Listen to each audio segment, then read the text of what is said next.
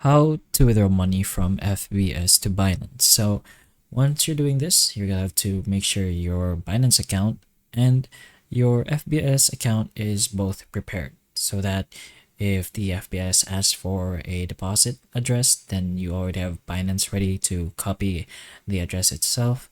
But also make sure both of your accounts is verified, since you can only do this if they are. So the Binance ready, and just go ahead to your FBS, go ahead to the funds option, and you should be able to see the withdraw button over there.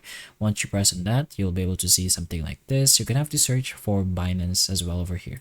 So Binance, and just go ahead and click on that. You're gonna need full verification for this, which we already mentioned. Then after you press on the Binance coin, all you'll have to do is just follow the app prompts. It's gonna show you specifically what you're going to do, the basically everything that's going to happen. Just follow through those prompts and you should be able to transfer funds from your FBS account to Binance. So hopefully the information of this video can help you, and if it can, please like and subscribe for more videos like this, and that's all.